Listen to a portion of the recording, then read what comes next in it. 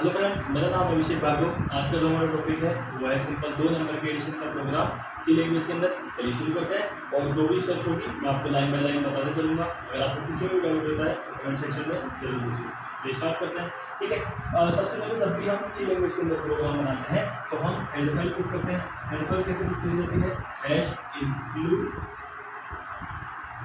stdio.h। Okay, सो यहाँ पे ये हैश इंक्लूड stdio.h क्या है समझिए से। हैश यहाँ पे क्या है, हमारा एक साइन है और जो यूज करते हैं। ठीक है, इंक्लूड क्या है हमारा? इंक्लूड एक कीवर्ड है। stdio.h क्या है? stdio में जो stdio है वो standard input output, standard input output को रिप्रेजेंट कर रहा है। डॉट एच क्या है यहाँ पे? डॉट एच जो है वो हेडर फाइल को रिप्रेजेंट कर रहा है सिंपली। ठीक है, समझ में आई पूरा? STDI means standard input output, dot H means header file.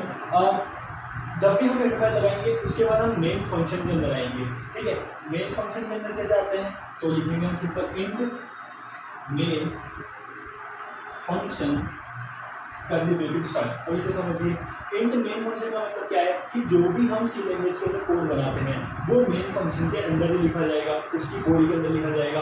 अब मैंने यहाँ पे इंट लिखा है बाय डिफॉल्ट, अगर आप नहीं भी लिखेंगे तो भी वो इंट माना जाएगा। ठीक है, मेन के बाद में फंक्शन बोल रहा हूँ तो मेन के बाद मैंने राउंड ब्रैकेट्स लगाए हैं सिंपल। आप इसे ऐसे समझ लीजिए कि अगर किसी भी अल्फाबेट के बाद क्या लग जाए, सिंपल राउंड ब्रैकेट्स लग जाए तो वो क्या बन जाता है? एक फंक्शन बन जाता है। ठीक है, या इसे कोडिंग की भाषा में कहें तो इन राउंड ब्रैकेट्स को हम पैरेंथेसिस बोलते हैं। क्या बोलते हैं? पैरेंथेसिस। ठीक है, सिंपल मेन फंक्शन की बॉडी के अंदर आ गए हैं। अब हमें क्या चाहिए? वेरिएबल चाहिए, कुछ 3 वेरिएबल चाहिए। ठीक है, तो मैं इंट a, b, c और सेमीकोलन, यहाँ पे ये जो a b c क्या है पहले बात तो इसे समझिए। a b c जो है वो हमारे वेरिएबल्स है।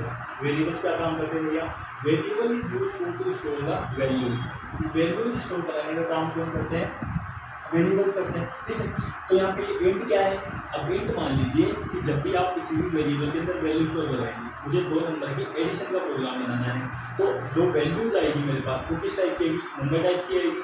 तो नंबर टाइप की वैल्यूज को कौन से डेटा टाइप स्टोर करवाता है? इन टाइप का जो डेटा टाइप है वो नंबर टाइप की वैल्यूज को स्टोर करवाता है। ठीक है, ए बी सी मान लीजिए मैं वेरिएबल्स के अंदर वैल्यूज स्टोर करवाना चाहता हूँ, तो मैं क्या करूँगा? a = 5 और b = 7। ठीक है, अब ये a = 5 क्या हुआ यहाँ पे समझिए, a = 5।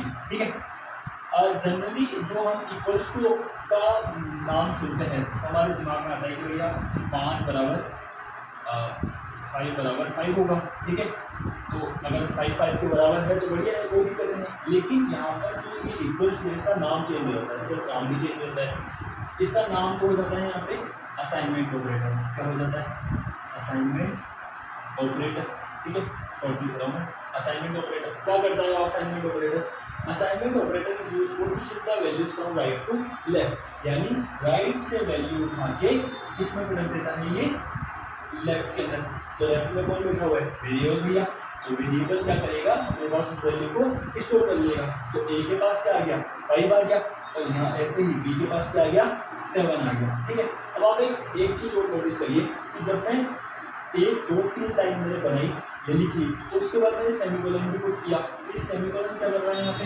सेमीकोलन जो है वो बेसिकली सी लैंग्वेज के अंदर जब भी कोई लाइन एंड हो जाती है तो उसके लिए किसका यूज करते हैं? सेमीकोलन का यूज करते हैं। ठीक है, मल्टीपल वेरिएबल बनाने हम आपको क्या कॉमा करके बनाएंगे उन्हें। ठीक, अब आप इसे ऐसे भी बना सकते थे कि भैया इंट a सेमीकोलन बना दो, इंट b सेमीकोलन बना दो। ठीक है, बट लाइन ऑफ कोड ज़्यादा हो जाएगा तो हमें तो बिल्कुल कम ही करना है लाइन ऑफ कोड। ठीक है, अब यहाँ पर इन दोनों वेरिएबल का मतलब तो समझ आ गया कि भैया ये तो क्या करेंगे? वैल्यूज को स्टोर करवाएंगे। तो ये थर्ड वेरिएबल जो है c, वो क्या करेगा?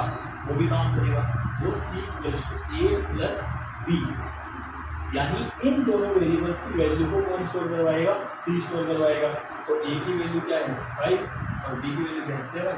तो c में कितना जाएगा? 12 जाएगा।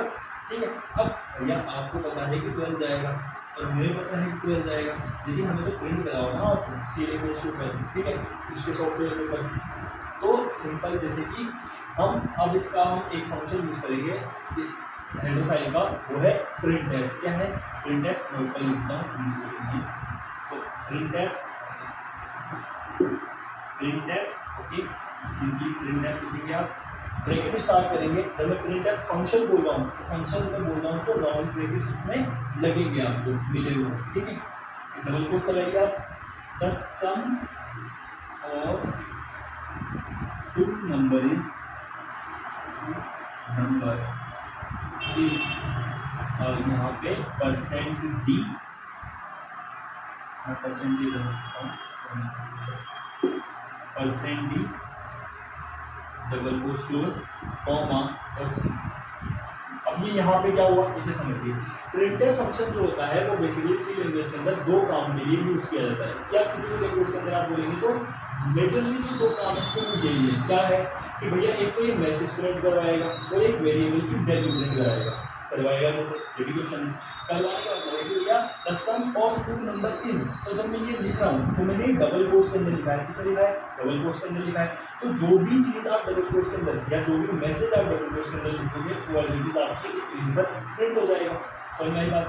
और अगर वेरिएबल की वैल्यू प्रिंट करवानी है तो किसके थ्रू लिखेंगे आप, कॉमा लगा के बिना डबल कोट्स के वेरिएबल की वैल्यू प्रिंट होती है और फिर double quotes then message print होता है। ठीक, कितना समझ में आया कि भैया यहाँ से यहाँ तक तो मैसेज है।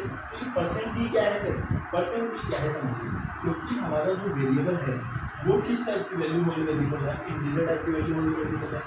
तो इंटीजर टाइप की वैल्यू का अगर इंटीजर टाइप की वैल्यू अगर हमारा वेरिएबल होल्ड करके चल रहा है तो हम प्रिंटफ के अंदर परसेंट डी लिखेंगे, ठीक है, परसेंट डी फॉर इंट के लिए लिखेंगे। अगर मान लीजिए कि होता है कि ये फ्लोट बना देता है इसको, फ्लोट का मतलब क्या होता है कि कोई variable let's suppose A equals to 15.8 store करा के चला है, ठीक है। तो फिर मैं यहाँ पे क्या यूज़ करता हूँ, फिर मैं यहाँ पे परसेंट एफ यूज़ करता हूँ, इसके लिए फ्लोट के लिए, फ्लोट मतलब डेसिमल वैल्यूज के लिए, ठीक है। सो मैं बात आपको with double quotes message print होता है, विदाउट डबल कोट्स वेरिएबल की वैल्यू प्रिंट होती है। अब यहाँ पे क्योंकि हमारा मेन फंक्शन प्रिंट टाइप का है तो जब आप इसे रन करेंगे तो ये इसको आपको रिटर्न 0 यानी कोई ना कोई वैल्यू रिटर्न करवानी पड़ती है, जबकि हमारा मेन फंक्शन किस टाइप का होता है, इंटीजर टाइप का होता है, ठीक है। अब ये यहाँ से स्टार्ट हो रहा था कर्ली ब्रैकेट्स के थ्रू मेन फंक्शन, तो ये क्लोज भी होगा यहाँ पे, ठीक है। मैं इसको सेपरेट कर दूँगा, समझेगा आपको।